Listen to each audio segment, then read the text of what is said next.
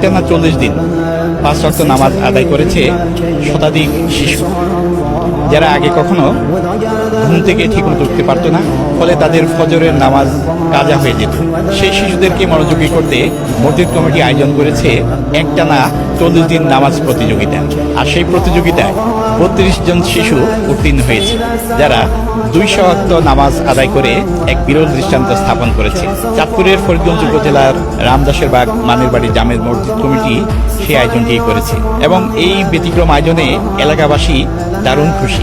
জুমার দিন 500 লোকের জমা হয়, অন্য কিছু কম হয়। এই জন্য পুরো আমরা মসজিদের ঐতিহ্য ধরে রাখার জন্য আমরা সদস্য সংখ্যা পূরণের জন্য এই নামাজের আয়োজন করি। যুব সমাজদেরকে ইসলামের দিকে ধাবিত করার জন্য, মসজিদমুখী করার জন্য, নামাজি বানানোর জন্য, এই একটা অভ্যাস যেন হয়, এই জন্য তারা এই আয়োজনটা করছে।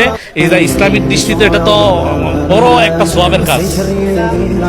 প্রতিযোগিতাটিকে শেষ পর্যন্ত হাতে পেল বাইসাইকেল। ব্যতিক্রম প্রতিযোগিতার আয়োজন হয়েছিল এই চাঁদপুরের এই গ্রামটিতে। আগে আমি নামাজ পড়তাম না, তখন আমার মা বাবা বকা দিত। আমি কত টাইমে ঘুম থেকে উঠতে পারতাম না, এখন ইনশাআল্লাহ প্রতিদিন ঘুম থেকে সকালে উঠতে পারি।